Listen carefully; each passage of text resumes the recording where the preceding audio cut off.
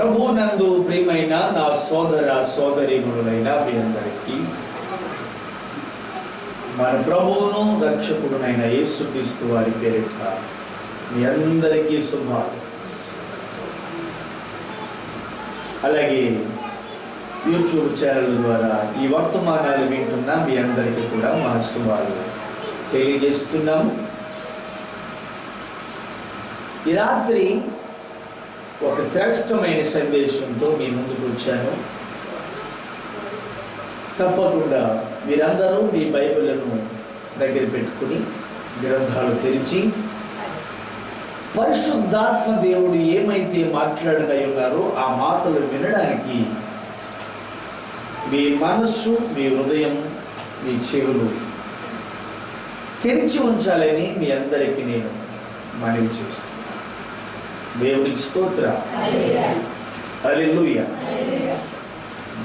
ఈరోజు మన వర్తమానం, మన సందేశం యొక్క టైటిల్ ఏంటంటే దేవుని హెచ్చరిక. దేవుని హెచ్చరిక. హెచ్చరిక. ఈరోజు మన సందేశం యొక్క టైటిల్ హెచ్చరిక. అందరూ చెప్పండి. హెచ్చరికలు ఎందుకు పెడతారు? కరెంట్ ట్రాన్స్ఫర్ దగ్గర ఒక ఎర్ర బోర్డు ఒకటి కనపడింది. ఒక రెడ్ కలర్లో ఒక బోర్డు కనపడి అక్కడ ఒక పుర్రె, అంటే మనిషి చచ్చిపోయిన తర్వాత లోపల ఉంటాయి తలకాయ ఎముకలతో చూశారు. ఒక పుర్రె ఒకటి పెట్టి ఒక రెడ్ సిగ్నల్ దగ్గర ఒక ట్రాన్స్ఫర్ దగ్గర పెడతా ఉంటారు. ఎందుకు ఆ పుర్రె బొమ్మ అక్కడ వేసి ఆ ట్రాన్స్ఫర్ దగ్గర పెడతారు?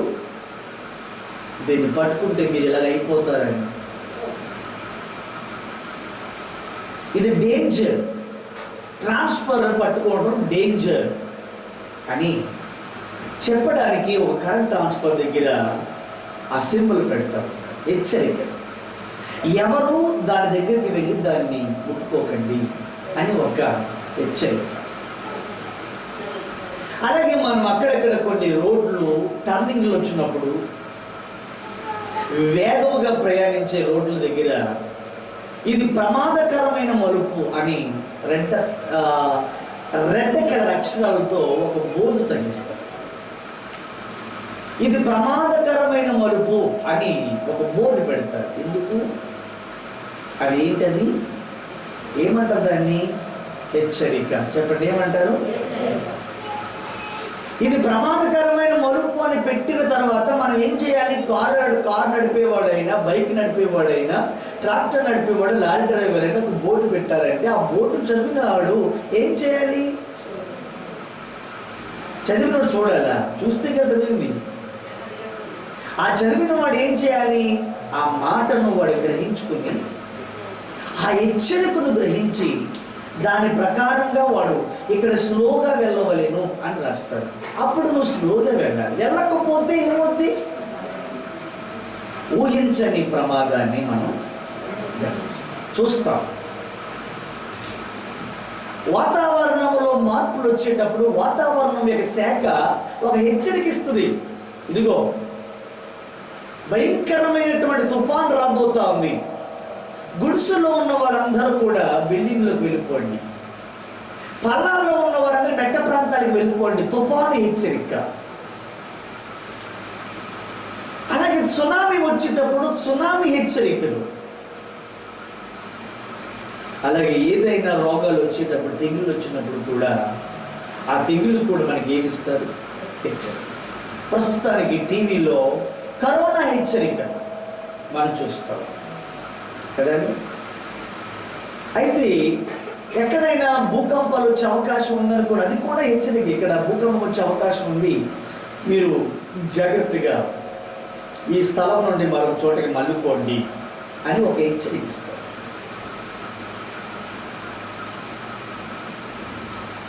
ఈ భూమి మీద హెచ్చరిక అన్నది దేనికి ఇవ్వబడుతుందంటే, ఒక మనిషి ఎదుర్కోబోతున్న ప్రమాదము నుండి తప్పించుకోవడానికి ఇవ్వబడేదాన్ని ఏమంటారు? హెచ్చరిక. ఒక ప్రమాదము నుండి తప్పించబడడానికి ఒక ప్రమాదము నుండి మానవుడు తప్పించబడాలంటే వారు తప్పకుండా హెచ్చరికను విన్న తర్వాత, చూసిన తర్వాత దాన్ని ఏం చేయాలి?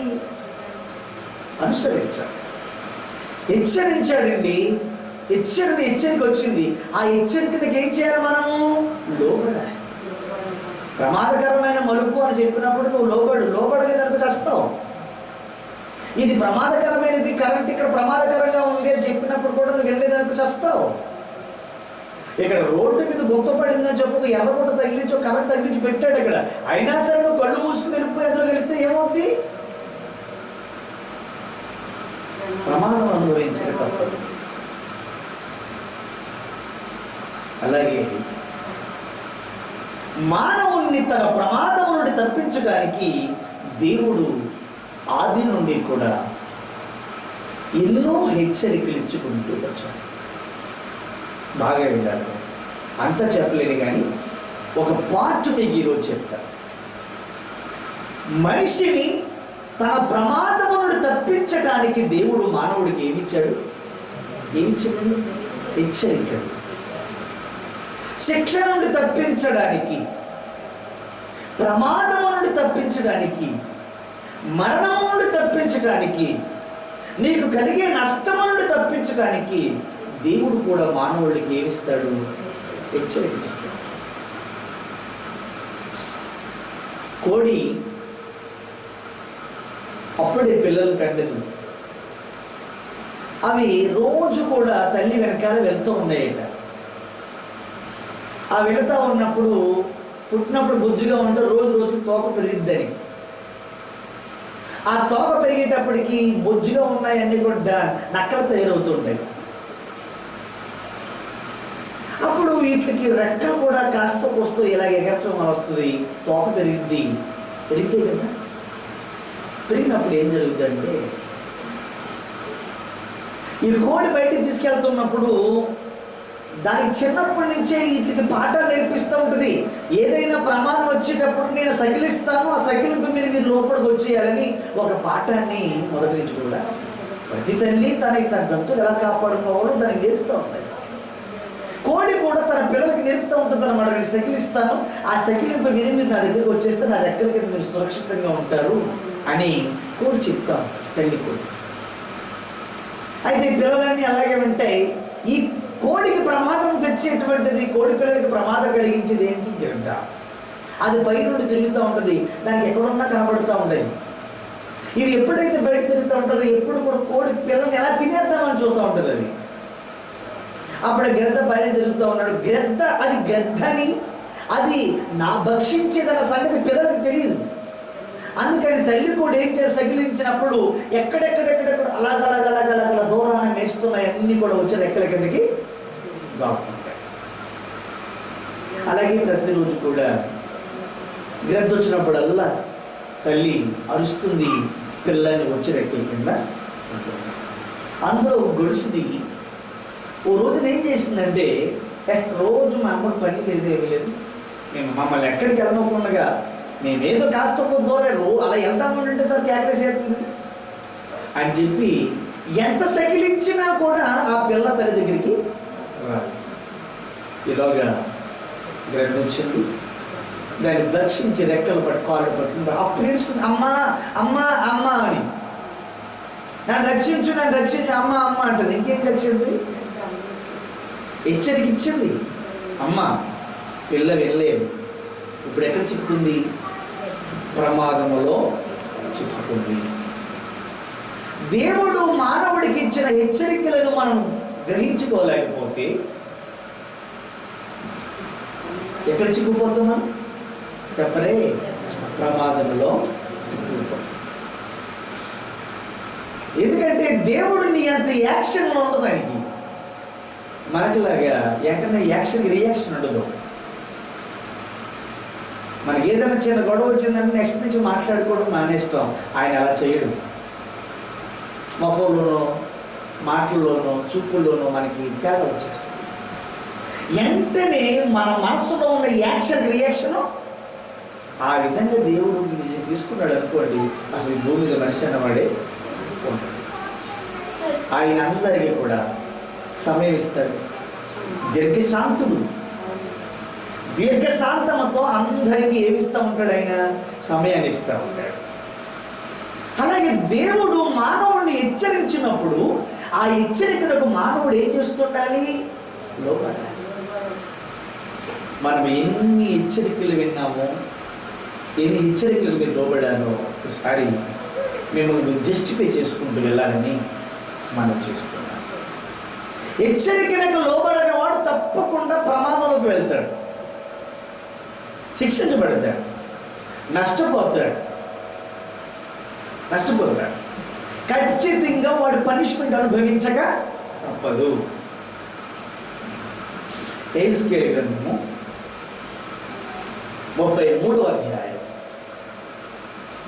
7వ వచనం. యెహెజ్కేలు గ్రంథము 33వ అధ్యాయము 7వ వచనం. నరపుత్రుడా, నేను నిన్ను ఇశ్రాయేలీయులకు ప్రవక్తలను, దేవుడు కొన్నిసార్లు ప్రవక్తను నరపుత్రుడా అని పిలిచేవాడు. సేవకుడని, ప్రవక్తలని. అలాగే దేవుడు తన యొక్క సేవకులను, ప్రవక్తలను నరపుత్రుడా అని పిలుస్తూ ఉండేవాడు. నరపుత్రుడా, నేను నిన్ను ఇశ్రాయేలీయులకు కావలివానిగా. ఇప్పుడు నన్ను దేవుడు మీకు ఎలా నియమించాడు? మాట్లాడరే. నేను మీకు ఎవరిని? నేను మీకు ఎవరిని అండి? కావలివాడను. చెప్పండి, ఎవరిని నేను? చెప్పండి, నేను ఎవరిని మీకు? దేవుని నామమునకు స్తోత్రము కలుగుగాక. నేను మీకు ఏమై ఉన్నాను? Very good, biscuit. కావలివాడనై ఉన్నాను. దేవుని స్తోత్రం చెప్పండి. హల్లెలూయా. నేను మీకు కావలివానిగా ఉన్నాను. నరపుత్రుడా, నేను నిన్ను ఇశ్రాయేలీయులకు కావలివానిగా నియమించి ఉన్నాను. దేవుని నామమునకు స్తోత్రం కలుగునుగాక. హల్లెలూయా. చదవండి ఇప్పుడు. గనుక నీవు నా నోటి మాటను విని నాకు ప్రతిగా వారిని హెచ్చరిక చేయవలెను. దేవుడు ఏం చెప్పాడు? దేవుడు ఏ పని అప్పగించాడు నాకు? దేవుడు ఏ పని అప్పగించాడు? నినివే పట్టణస్తులు హెచ్చరించడానికి దేవుడు ఎవరిని పంపించాడు? మాట్లాడరేంటారా? సిగ్గేస్తుంది నీ మొక్కలు చూస్తూ ఉంటే. దేవుడు నినివే పట్టణస్తులను హెచ్చరించడానికి ఎవరిని పంపించాడు? యోనాని పంపించాడు. ఆనాటి చెడిపోతున్నటువంటి ప్రజలను రక్షించబడడానికి ఎవరి ద్వారా హెచ్చరించాడు? నాహో ద్వారా దేవుడు హెచ్చరించాడు. ఆయా తరములలో, ఆయా సందర్భాలలో దేవుడు ఒక్కొక్కరి ద్వారా దేవుడు ఏం చేశాడండి? హెచ్చరించాడు. హెచ్చరికలకు లోబడిన వాళ్ళందరూ ఏమయ్యారు? రక్షింపబడ్డారు. ఎవరైతే హెచ్చరికను తిరస్కరించారో వాళ్ళందరూ ఏమయ్యారు? శిక్షింపబడ్డారు. అందుకని ఇక్కడ ఏమన్నాడు? దైవజనుడు అంటే ఎవరు? దేవునికి ప్రతిగా హెచ్చరించేవాడు. చెప్పండి, ఎవరండి? దైవజనుడు దేవుడు ఎందుకు ఏర్పరచుకున్నాడు? నేరుగా ఆయనే వచ్చి నిన్ను హెచ్చరించాడు. ఎవరి ద్వారా హెచ్చరిస్తాడు? ఎవరి ద్వారా? తాను ఏర్పరచుకున్న సేవకుడి ద్వారా దేవుడు మిమ్మల్ని ఏం చేస్తాడు? హెచ్చరిస్తాడు. దైవజనుడు హెచ్చరించినప్పుడు నువ్వేం చేయాలి? దేవుని వాక్యము ప్రతిగా ఉన్నది, ప్రవక్తలు ప్రతిగా ఉన్నారు, సేవకులు ప్రతిగా ఉన్నారు. వీళ్ళందరూ ఎవరికి ప్రతినిధులు? దేవునికి ప్రతినిధులు. దేవునికి ప్రతిగా హెచ్చరించుటకు దేవుడు నన్ను నియమించుకున్నాడు. దేవుని స్తోత్రం. నన్ను ఏం చేశాడు? దేవుడు నియమించాడు. ఏం చేయటానికి? చెప్పండి, ఏం చేయటానికి? హెచ్చరించుటకు. హెచ్చరికలు దేనికి ఉపయోగపడతాయి? హెచ్చరికలు దేనికి ఉపయోగపడతాయండి?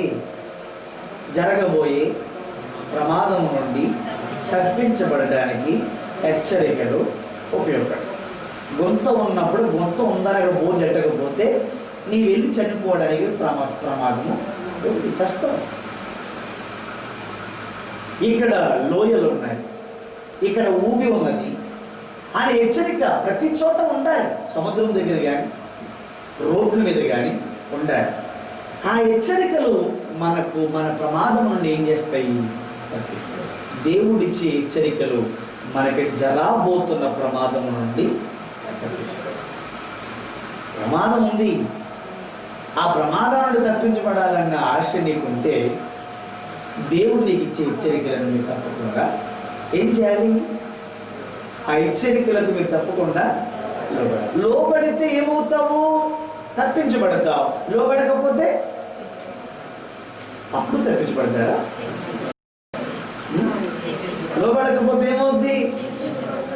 శిక్షించబడతారు. 3వ అధ్యాయం 21 అదే పుస్తకం ఎహెజ్కేలు 3:21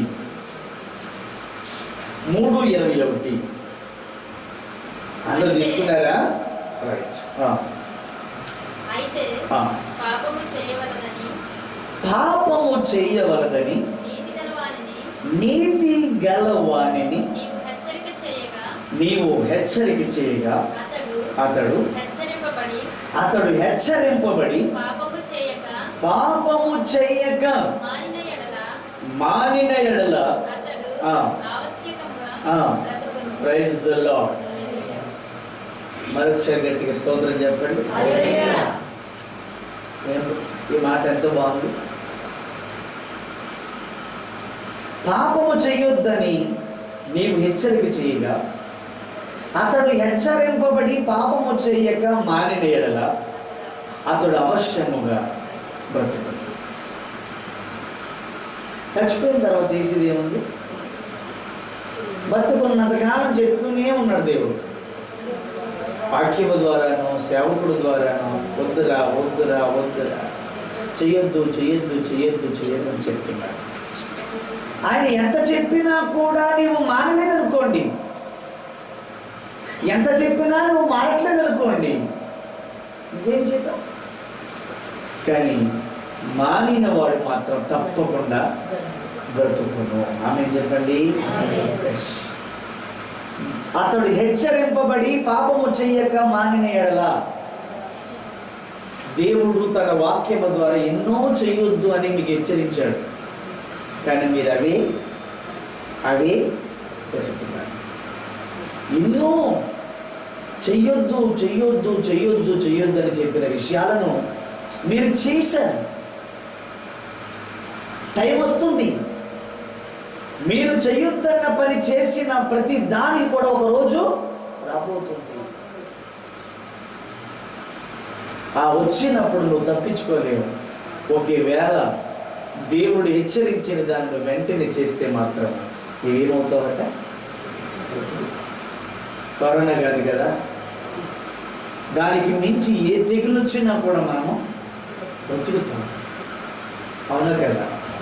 చెప్పండి. బ్రతుకుతురు, నీతిమంతులు బ్రతుకుతురు. నీ మట్టుకు నీవును నీ ఆత్మను తప్పించుకుందు. జరగబోతున్న ప్రమాదము నుండి నీవు నీ ఆత్మను ఏం చేస్తావండి? తప్పించుకుంటావు. మరి జరగబోతున్న ప్రమాదాన్ని తప్పించుకోవాలని ఎంతమందికి ఆశ ఉంది? మీరు ముందు ఇంకా చాలా భయంకరమైన ప్రమాదాలు చూడబోతున్నారు. ఈ కరోనా అన్నది ఇప్పుడు ప్రపంచానికి ఎలా ఉంది? గొప్ప ప్రమాదంగా ఉంది. ఈ ప్రమాదాన్ని దాటి మనం బ్రతకాలి. హల్లెలూయా. ఇప్పటి వరకు మాస్కులు కట్టుకుని ఏదో బతికేస్తున్నాం. ఇప్పుడు ఇంకో పిడుగులాంటి వార్త. ఇప్పుడు మాస్క్ కట్టుకుని శానిటైజర్ రాసుకుంటే మనం దానికి దూరంగా కాపాడవచ్చు. కానీ WHO వరల్డ్ హెల్త్ ఆర్గనైజేషన్ మరి మధ్య ఇంకో పిడిగేశారు. అదేంటంటే రాబోతున్న దినాలలో ఈ కరోనా గాలి ద్వారా కూడా వస్తుంది. గాలి ద్వారా వస్తే ఇంకా ఎవరు బతుకుతాడు? ఇంకా ఆ వచ్చినాడు అక్కడ ఉన్నాడు అనుకోండి, ఇక్కడ ఉన్నాడు, ఆ రోజులు గాలి నువ్వు పీల్చుకుంటే నువ్వు చేస్తావు, నీకు అంతే. చూసారండి? దేవుడిచ్చిన ప్రతి హెచ్చరికలకు లోబడిన వాడు తప్పకుండా బ్రతుకున్నాడు. ఏమవుతాడట? వాడు తప్పకుండా బ్రతుకుతాడు. ఎప్పుడైనా సరే దేవుడు తన వాక్యము ద్వారా కానీ తన సేవకుడు ద్వారా కానీ ఏదైనా హెచ్చరించినప్పుడు వాక్కు దేవుడు ఎలా హెచ్చరిస్తాడో తెలుసా? బైబిల్లో ఒకటి గతాన్నించి మనం వరుసగా ఉంటాం. మొదట దేవుడు ఎలాగా హెచ్చరించొచ్చాడంటే కళల ద్వారా హెచ్చరించబడ్డాడు. దేవుడు కళలతో హెచ్చరించేవాడు. మొదటగా ఆ కళలు కాస్త ఏమయ్యాయంటే దర్శనాలు అయ్యాయి. ఏమయ్యాయండి? దర్శనాలు. ఆ దర్శనాల తర్వాత ఏమొచ్చింది? వాక్కు వచ్చింది. ఏమొచ్చింది? వాక్కు వచ్చింది. ఆ వాక్కు ద్వారా ఎవరు వచ్చారు? ప్రవక్త వచ్చారు. ఆ ప్రవక్త తర్వాత ఎవరు వచ్చారు? దైవ సేవకులు వచ్చారు. ఇది ఆర్డర్. కళలతో హెచ్చరించేవాడు దేవుడు, దర్శనాలతో హెచ్చరించేడు దేవుడు. ఏసేపుకి కలిచి ఆ తల్లిదండ్రులు ఏం చేశాడు? హెచ్చరించాడు. అన్నదమ్ములు ఏం చేశాడు? హెచ్చరించాడు. వాళ్ళు ఎవరు దాన్ని గ్రహించలేదు. అంటున్నారా, నా పనకి మీ పనులన్నీ నముక్షిస్తున్నాయి, గ్రహించలేదు. చివరికి సూర్యుడు చంద్రుడు కూడా నమస్కరిస్తున్నాయి, గ్రహించలేదు. వాడు కళల ద్వారా హెచ్చరించేవాడు. కళ అయిపోయిన దర్శనాలు వచ్చాయి. దర్శనం అయిన తర్వాత వాక్కు వచ్చింది. వాక్కు అయిన తర్వాత ప్రవక్తలు వచ్చారు. ప్రవక్తల తర్వాత ఎవరు వచ్చారు? దైవ సేవకులు వచ్చారు. నేను స్తోత్రం చెప్పండి. హల్లెలూయా. అయితే మీరు గమనించుకుంటూ వస్తే హెచ్చరికలకు లోబడిన ప్రతి ఒక్కడు కూడా రక్షింపబడ్డారు. హెచ్చరికలకు లోబడిన ప్రతి ఒక్కరు కూడా ఏమయ్యారంటే రక్షింపబడ్డారు. దేవుని స్తోత్రం చెప్పండి. హల్లెలూయా. హెచ్చరికను పట్టించుకున్న ప్రతి ఒక్కడు కూడా నష్టపోయాడు. అందరూ నష్టపోయారు. దేవుని స్తోత్రం కలుగును గాక. దేవుని హెచ్చరికను అంగీకరించిన వాడు ధన్యుడయ్యాడు. హెచ్చరికను తిరస్కరించిన వాళ్ళందరూ కూడా ఏమయ్యారంటే నష్టపోయారు. దేవుని నామమునకు స్తోత్రం కలుగును గాక. హల్లెలూయా. అయితే దేవుడు తన వాక్కు ద్వారా మిమ్మల్ని హెచ్చరించినప్పుడు ఆ హెచ్చరికను మనం తప్పకుండా ఏం చేయాలి? లోబడాలి. నరుల యొక్క చెడితనము భయంకరంగా అయిపోయింది. భయంకరమైన పాపముతో నిండిపోయిందని ఎదిగినటువంటి దేవుడు, మీ చెడుతనము నాకు కోపమును కలిగిస్తుంది, నేను మిమ్మల్ని చేసినందుకు నేను సంతాపడుతున్నాను, మీ చెడుతనం భయంకరమైపోయింది, మీరు బలత్కారంతో నిండిపోయారు, దేవుడి సన్నిధిని మీరు చెడిపోయారు. అయితే భూమి మీద ఏ జీవరాశిని కూడా ఉండకుండా నేను నాశనం చేయబోతున్నాను అని దేవుడు హెచ్చరించాడు. ఆ హెచ్చరికలకు లోబడిన వ్యక్తి ఒకే ఒక్కడు. ఎవరు? దావీదు. ఆ హెచ్చరికలకు ఒక్కడే లోబడ్డాడు. అంతేనండి. అతని కుటుంబం మాత్రమే లోబడి. దేవుడు హెచ్చరించి ఎన్ని సంవత్సరాలు టైం ఇచ్చాడు? వాళ్ళకి 100 సంవత్సరాలు టైం ఇచ్చాడు. హెచ్చరించి 100 సంవత్సరాలు టైం ఇచ్చాడు. మారతారేమో, మార్చుకుంటారేమో, ఎక్కుతారేమో, వాడ రక్షింపబడతారేమో అని దేవుడు టైం ఇస్తే ఎంత టైం ఇచ్చినా కూడా వాళ్ళలో ఏమి రాలేదు. ఇలాంటి చెప్తున్నప్పుడు మీరు వాళ్ళని చూసి మీరు జాలి పడ్డం కాదు, కానీ మిమ్మల్ని చూసి మీరే ఏమో కానీ చెప్పాలి. మిమ్మల్ని చూసి మీరే ఏం చేయాలి? జాలి పడాలి. మీ జాలి ఏంట్లేదా? మీ మీద, మీ జీవితాల మీద మీకు జాలి రావట్లేదా? జాలి మనకి రావాలి. దేవుని స్తోత్రం. హల్లెలూయా. చూడండి, దేవుడు గత 3-4 వారాలు నేను చెప్తున్నాను నాహూము కాడి నుంచి కదా. నాహూము గురించి మీకు చెప్తున్నాను. నమ్మకత్వం అనే మాట మీద మీతో మాట్లాడుతున్నాను. నాహూము ఎవరి మాట నమ్మాడు? ఎవరి మాట నమ్మాడు? నీవు ఎప్పుడైనా సరే నీ జీవితంలో ఎవరి మాట నమ్మాలి? ఈ భూమి మీద ఎవరి మాట నమ్మినా నీ జీవితంలో నట్టేట్లు మునిగిపోతావు. కానీ దేవుని మాట నమ్ము, ఎప్పటికీ నీ జీవితంలో నష్టము రాదు. నమ్మాలి. మంచైనను కొరవనటువంటి రోజుల్లో దేవుడు హెచ్చరించాడు. ఎవరికి? ఆ ప్రజలకి. ఆదికాండం 6:5 హెచ్చరించాడు. వీళ్ళు చెడిపోయారు. నేను వీళ్ళందరూ ఏం చేయబోతున్నాను చెప్పాడు. నాశనం చేయబోతున్నాను హెచ్చరించాడా? ఆదికాండం 6:5 నరుల చెడుతనం ఎక్కువైపోయిందని, చెడిపోయిందని, చెడ్డదని చూచి సంతాపము నొచ్చుకునేను.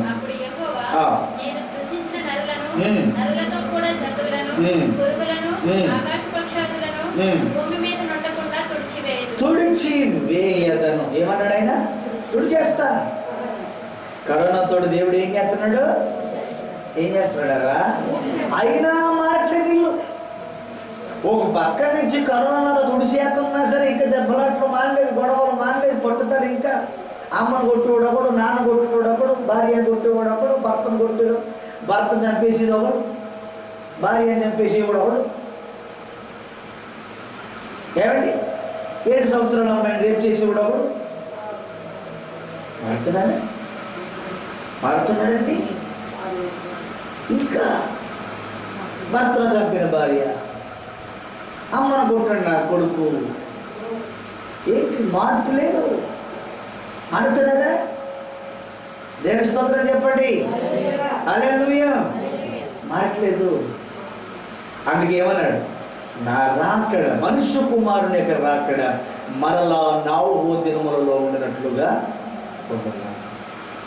ప్రజలు ఏ విధంగా అయితే ఆయన బాధ పెట్టారో అలాగే నా రాకడలో కూడా ప్రజలు దేవునికి అలాగే బాధకరంగా ఆ బాధను కలిగించే వాళ్ళు నువ్వు ఉన్నావేమో.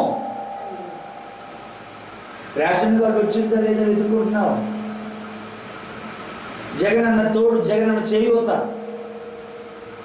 జగనన్న కారు, జగనన్న చెయ్య, అందులో నా పేరు ఉందేమో అని ఎదుర్కొంటున్నావు లిస్టులో. పేరు శాంక్షన్ అవుతే చాలు, తర్వాత వస్తారే ధీమమని. ఇందులో ఎత్తుకుంటున్నావు కానీ పేర్లు ఏమండి? రాబోతున్న దినం నాహు కాలంలో జరిగేటువంటి ఈ భయంకరమైనటువంటి ప్రజలలో నేనున్నానేమని ఎప్పుడు ఎత్తుకున్నావా? ఎత్తుకున్నవాడు ఎవడున్నాడు అసలు? ఎవడు లేడు. హల్లెలూయా. ప్రజలకి పథకాల మీద ఎక్కడ మిస్ అవ్వకుండా జాగ్రత్తగా చూసుకుంటున్నారు. ఒకే ఇంటికి ₹1,00,000 వస్తుంది మొత్తానికి ఎలాగైతే సంవత్సరానికి. అదే ఇంట్లో ఆటో ఓడికి, అదే ఇంట్లో చేయూత, అదే ఇంట్లో పెన్షను, అదే ఇంట్లో విధవరాలు, మొత్తాలు లెక్కేసుకుంటే ఎంత అవుతుందండి? 1,00,000. ఇవి చూసుకుంటున్నారు ప్రజల లిస్టులో. కానీ నీవు ఇది చూసుకో. దేవుడు కరోనాతో ప్రపంచంలో ఉన్నటువంటి ప్రజలందరినీ ఏం చేస్తున్నాడు? చూసేస్తున్నాడు. ఎక్కడో మొదలైన చైనాలో మొదలైనటువంటి ఆ తెగులు కడకి ఈరోజు కమలగిరి పట్టణం వరకు వచ్చింది. వాడలరి వరకు వచ్చింది. చూసారు? స్తోత్రం చెప్పండి. హల్లెలూయా. పెరిగిపోతుంది. అయితే దేవుడు హెచ్చరించాడు, నేను ఇలా అందరిని తుడిచేస్తాను. అమ్మో, దేవుడు తుడిచేస్తానన్నాడు. ఆయన కోపం వచ్చిందని ఒక్కడైనా మారాడే? రైట్. పేతురు మొదటి పత్రిక 3:19.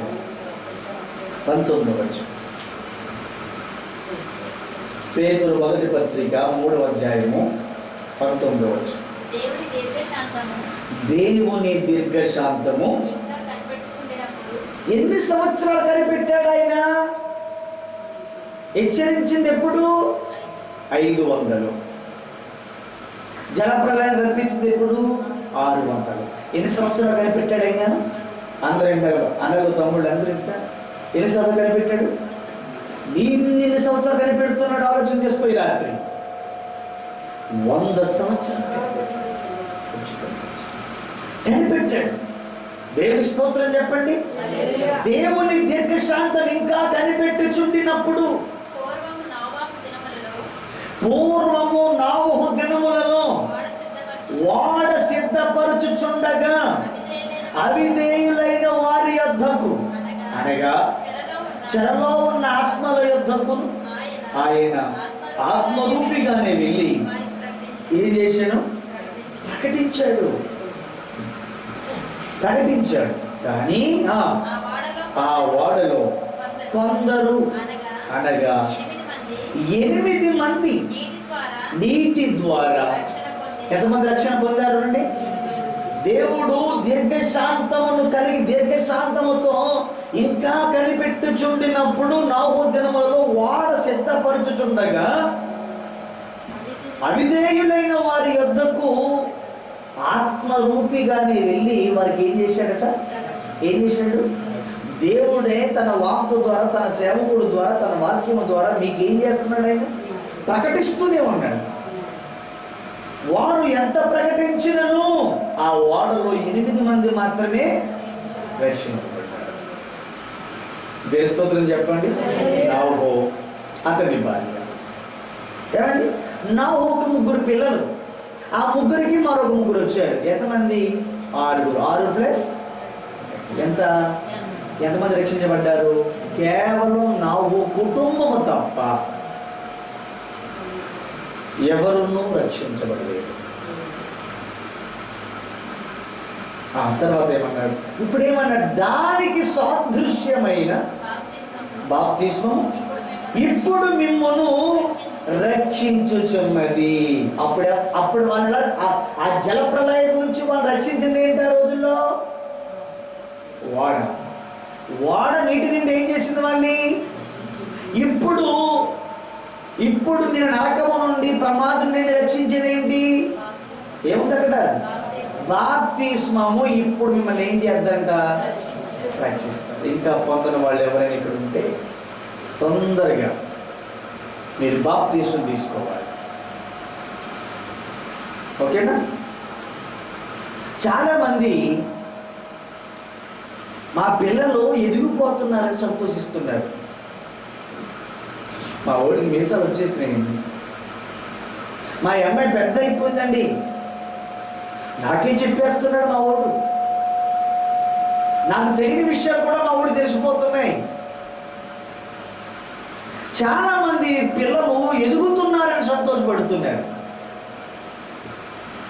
కొందరేమో వారి పిల్లలు స్థిరపడ్డారని సంతోషిస్తున్నారు. విన్నారని చెప్తున్నది కాలిక్యులేషన్. ఎదుగుతున్నారని సంతోషపడేటువంటి తల్లిదండ్రులు కొంతమంది. హల్లెలూయా.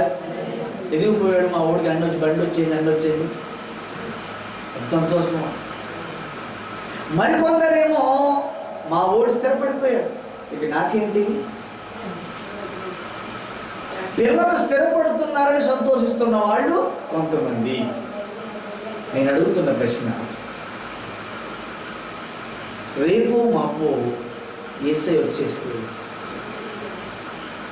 నీ పిల్లలు వెళ్ళే నరకాన్ని బట్టి నువ్వు సంతోషిస్తున్నట్లా, ఏడుస్తున్నట్లా?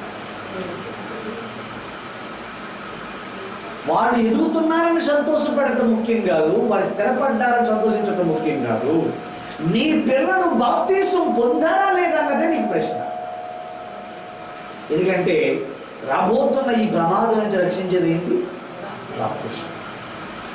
నీ పిల్లలు బాప్తీసం పొందారా లేదా అన్న దాన్ని బట్టి నువ్వు సంతోషించాలి తప్ప, స్థిరపడిపోయారండి, పరిష్కారం అయిపోయాడండి, ఉద్యోగం వచ్చేసిందండి, తీసుకుని వేస్తున్నాడండి, బండుకొని వేస్తున్నాడండి, నెలకి 3,000 పంపించేస్తున్నాడండి, నెలకు 10,000 వచ్చేస్తుందండి, ఇది కాదు. నీవు సంతోషించవలసింది నీ బిడ్డలను బట్టి వారు బాప్తీసం పొందారా లేదా. వారు పొందలేదనుకోండి, నీ కల్లారా నువ్వు వారిని చూస్తావు నరకంలో. ఎక్కడ చూస్తావని? ఇప్పుడు రక్షింపబడాలంటే నీకేం కావాలి? అప్పుడు ఏం కావాల్సి వచ్చింది? అప్పుడు అప్పుడు వాడతో రక్షించాడు దేవుడు. ఇప్పుడు నీ బాప్తీస్మం బట్టి దేవుడిని ఏం చేస్తాడంట? రక్షిస్తాడు. అందుకే నేను బాప్తీస్మమునకు ఇప్పుడు కూడా మీరు నిర్లక్ష్యం చేయకూడదు. ఇప్పుడు చచ్చిపోయినా సరే నీ ప్రాణాన్ని సెక్యూరిటీ ఉండాలని నువ్వేం పొందుకోవాలి? బాప్తిసం పొందాలి. బాప్తిసం పొందని వాడికి గ్యారంటీ లేదు, వాడికి సూటి లేదు. ఎప్పుడు ఏమవుతుందో తెలీదు, ఎప్పుడు నీ ప్రాణం అవుతుందో తెలీదు. అందుకని తప్పకుండా మనం నీ పిల్లలు ఎదుగుతున్నారని, స్థిరపడుతున్నారని దాన్ని బట్టి సంతోషించుకో. నీ పిల్లలు రక్షణ పొందాలని దాన్ని బట్టి సంతోషించు. నా పిల్లలు బాప్తిసం పొందారు, నా కూతురు, నా కొడుకు బాప్తిసం తీసుకున్నారండి అని దాన్ని బట్టి సంతోషించాలి తప్ప మనం లేని దాన్ని బట్టి సంతోషించే వారిగా మనం ఉండకూడదు. దేవుని స్తోత్రం చెప్పండి. హల్లెలూయా. దేవునికి స్తోత్రం కలుగును గాక. ప్రియమైనటువంటి దేవుని యొక్క బిడ్డలారా, మనం దాన్ని బట్టి సంతోషించే వారిగా ఉండాలి తప్ప మనం దేన్ని బట్టి సంతోషిస్తున్నామో ఒకసారి మనం ఆలోచన చేసుకోవాలి. దేవుని స్తోత్రం చెప్పండి. దేన్ని బట్టి సంతోషించాలి? నీ భార్య రక్షణ పొందిందా? నీ కొడుకు బాప్తిసం తీసుకున్నాడా? నీ కూతురు బాప్తిసం తీసుకుందా? ఇప్పుడే చెప్పాను, వార్నింగ్ను పట్టించుకోకపోతే నీ జీవితంలో ఊహించలేని ప్రమాదాన్ని చూస్తావు. దేవుని స్తోత్రం. దేవుడు హెచ్చరిస్తున్నాను నిన్ను ఈ రాత్రి. ఏమో తెల్లవారినప్పటికీ ఉంటావు, గుడుక్కుమంటావు, ఎవరు తెలుసు? కానీ ఒక క్షణంలో నువ్వు నిర్లక్ష్యం చేసిన ఆ అవకాశాన్ని ఎన్ని సంవత్సరాలకు అన్ని కాల్చాలో తెలుసా? ఎంత కాలం దుఃఖపడాలో తెలుసండి, ఎంత కాలం ఏడవాలో. అందుకే జీవితమే ఒక పరీక్ష మనకి. తల్లిదండ్రులారా, మీరు మీ బిడ్డలను పెట్టింది దేని పడి సంతోషిస్తారు. అందుకనే ప్రతి తల్లి తండ్రి కూడా వారి బిడ్డలను వయసు వచ్చినప్పటికీ వారిని బాప్తిసం పొందడానికి మీరు వాళ్ళని ఏం చేయాలి? సిద్ధపరచాలి. ఎందుకంటే బాప్తిస్మము మనల్ని ఏం చేస్తుందట? ఏం చేస్తుందండి? రక్షిస్తుంది. ఇప్పుడు మిమ్మల్ని రక్షించుచున్నది అదేదనగా శరీర మాలిన్యమును తీసివేయటే కాదు, కానీ యేసుక్రీస్తు పునరుద్ధాన మూలముగా దేవుని విషయము నిర్మలమైన మనస్సాక్షినిచ్చు ప్రత్యుత్తరమే. దేవుని స్తోత్రము కలుగును గాక. హల్లెలూయా. చేత నోవహు కాలములో దేవుడు హెచ్చరించాడు ఆత్మరూపిగా, దీర్ఘశాంతముతో కనిపెట్టాడు దేవుడు. ఎవడైనా ఈ ఓడలో ఎక్కుతాడేమో అని ఎవరు. అంతే, దేవుడు ఆకాశము తూములు తెరిచాడు. 40 పగలు 40 రాత్రులు. ఒక్కరోజు రాత్రి అంతా వర్షం కురిస్తే ఎక్కడికక్కడ ఏమైపోయింది? రోడ్లు రాత్రి మునిగిపోయింది. అదే వర్షం అండి, అది అసలు వర్షమే కాదు. ఆ రోజులు కూర్చుంది తూములు. ఏంటంటే ఆకాశము తూములు తెరిచాడంటే దేవుడు. ఎన్ని రోజులు? 40 రోజులు తెరిస్తే ఉన్న పర్వతాలు, ఉన్న కొండలు దాటి వెళ్ళిపోయింది నీరు. మనిషి అన్నవాడు, జీవరాశి అన్నది ఒక్కటి కూడా బతకలేదండి. అలాంటప్పుడు దేవుడిచ్చిన హెచ్చరికలకు లోబడినటువంటి నోవహును, అతని భార్య, అతని బిడ్డలు మాత్రమే రక్షించారు.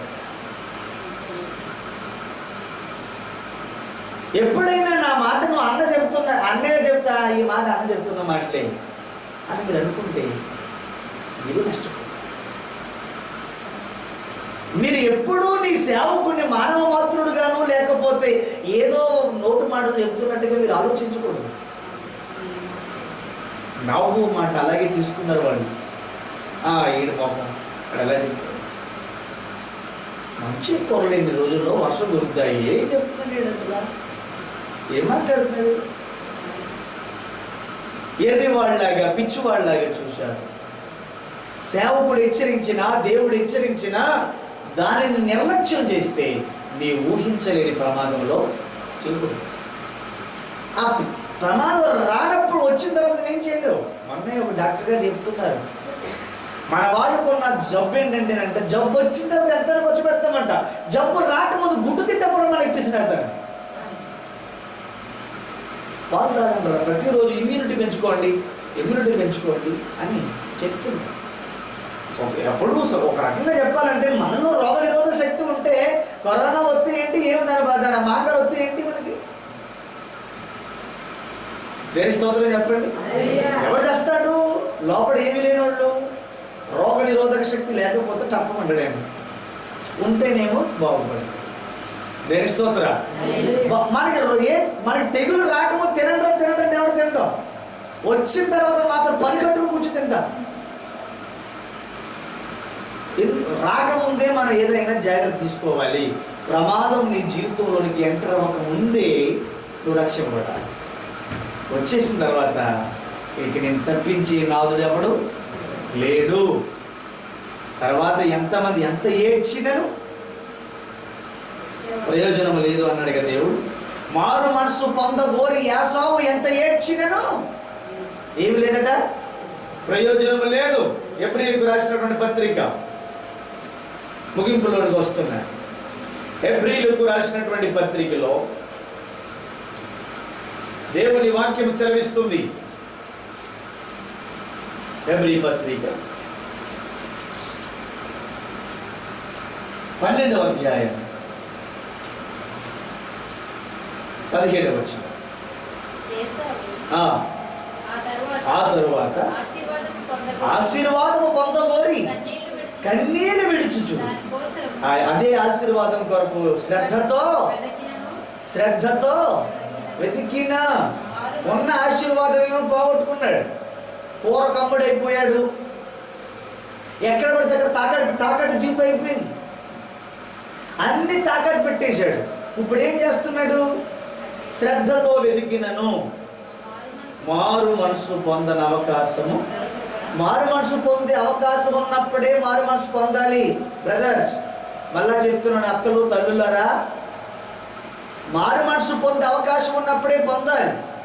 అవకాశం అయిపోయిన తర్వాత నువ్వు పొందినను విసర్జింపబడిదవు. దాని స్తోత్రం చెప్పండి. కృపాకాలంలోనే మారు మనసు పొందండి. అది ఆ కాలం దాటేసిన తర్వాత నువ్వు ఎంత ప్రయత్నించినా, దేవుని స్తోత్రం చెప్పండి, టైం ఉన్నప్పుడే మార్పు చెందాలి. టైం దాటిన తర్వాత నువ్వు చెప్పిన ఎవరు నిన్ను తప్పించలేదు. దేవుడు హెచ్చరిస్తాడు. హెచ్చరించినప్పుడు ఎవరైతే హెచ్చరికను లోబడతారో వారి ప్రమాదం నుండి తప్పించబడతారు. ఆ హెచ్చరికను మానవుల హెచ్చరికలాగా చూద్దాంలే, చేద్దాంలే, ఇలా ఇప్పుడు ఇంకా టైం అని నువ్వు తీసుకున్నట్లయితే ఆ ప్రమాదం నుంచి ఎవ్వరు నిన్ను తప్పించలేదు. ఈరోజు నేను ఒక చక్కటి ఉదాహరణ మాత్రమే చూడు, దీని లోతుగా మన ముందుకు వెళ్తాం. దేవుడు మనలను హెచ్చరిస్తున్నప్పుడు ఆ హెచ్చరికలకు మనం లోబడాలి. లోబడితే సేఫ్, లోబడలేకపోతే ఎవరు నిన్ను తప్పించలేరు.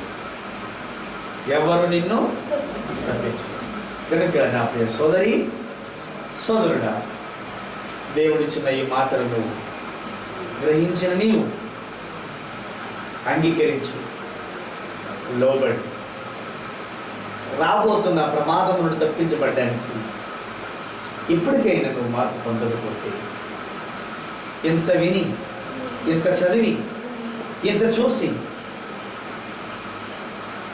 ఏ విధమ చేతనైనా దేవుడు హెచ్చరిస్తున్నాడు, నువ్వు దాన్ని పక్కన పెట్టేస్తున్నావు.